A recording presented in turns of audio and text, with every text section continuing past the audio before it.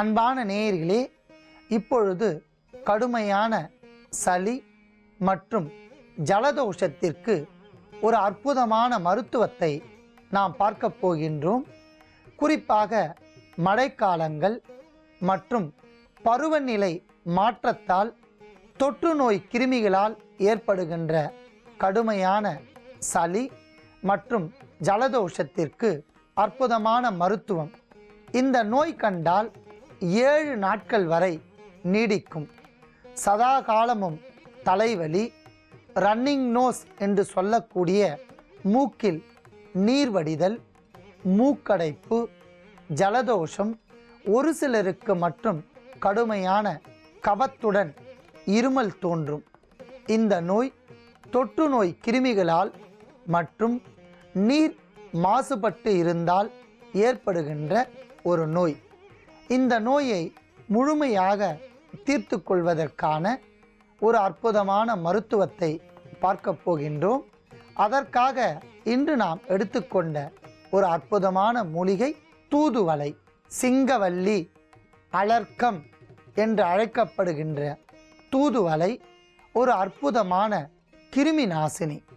நுரையீரல் நோய், நுரையீரல் புற்று, கடுமையான சளி மற்றும் ஜலதோஷம் இவற்றை எளிமையான முறையில் தீர்க்கும். இதன் இலைகள் நுரையீரலில் ஏற்படுகின்ற சளித்தன்மையை நீக்கும் என்பதால் நாம் தூதுவளை இலையும் எடுத்து வைத்துள்ளோம். அடுத்ததாக நாம் எடுத்துக்கொண்ட பொருள் பூண்டு. இது ஒரு கிருமி நாசினி மற்றும் இரத்தத்தை சுத்தப்படுத்தும் என்பதால் நாம் பூண்டையும் எடுத்து வைத்துள்ளோம். அடுத்ததாக நாம் எடுத்துக்கொண்ட பொருள் புளி. ரசம் செய்வதற்கும் புளித்தன்மையை அளவோடு பயன்படுத்தினால் வாத நோய் மற்றும் வறட்டு இருமல் தீர்க்கும்.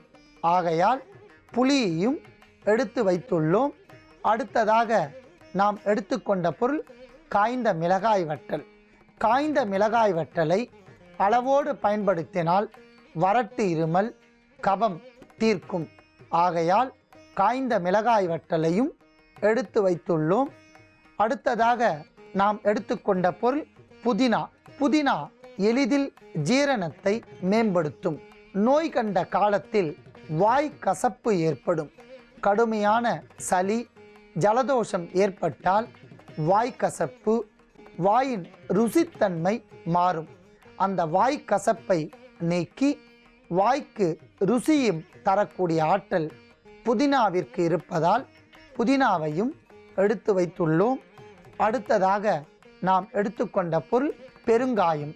நோய் கண்ட காலத்தில் உணவின் மீது ஒரு வெறுப்புத்தன்மை ஏற்படும். இதுக்கு மேல என்ன சொல்ல போற? சொல்றதுக்கு வேற ஏதாவது பொய் இருந்தா சொல்லிடு. அவதான் ஏமாத்தி எல்லாத்தையும் என்கிட்ட இருந்து பறிச்சிட்டான்னு பார்த்தா நீயும் இப்போ அதே தான் பண்ணிருக்க.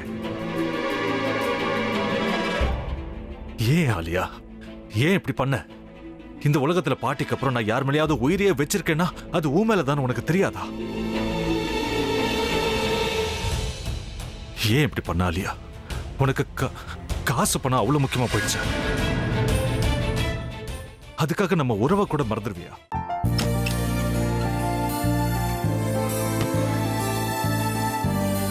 சக்தி சக்தி, ஒரு நிமிஷம்.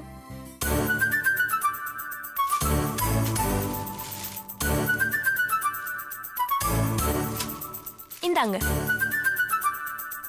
என்ன இது? உங்களுக்கு பிடிச்ச பிராண்ட் செப்பல். இது என்ன, நான் தலையில வச்சுட்டு தூங்கணுமா? சரி, அதை விடுங்க. இங்க பாத்தீங்களா, டைம் பீஸ். இதோட அலாரம்க்கு தான் நீங்க டெய்லி எந்திரிக்கணும். அதெல்லாம் என் மொபைல்ல இருக்கு. முத்து, முத்து, என்னடி இவன் முத்துன்னு ஒருத்தைய உருவாக்கி விட்டான். செல்வியை மறப்பான்னு பார்த்தா எப்ப பார்த்தாலும் முத்து முத்துன்னு கூப்பிட்டு இருக்கான். முத்துவை கூப்பிட மட்டுமா செய்யறான், முத்துவை வச்சு என்னென்னமோ செய்யறான்.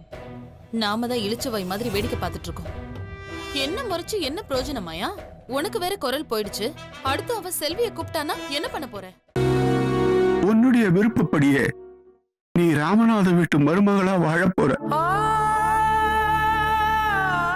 கண்டிப்பா என்னுடைய ஸ்தானத்திலிருந்து அவன் உன்னை நல்லா பார்த்துக்கோ அம்மா. டேய், அவரை பத்தி தான் உனக்கு தெரியும்ல. அவர் எந்த முடிவு எடுத்தாலும் அதான் ஃபைனல். நம்ம அப்பா வேணுமா வேணாமாங்கிறத நீயே முடிவு பண்ணிக்கோ. வாடா.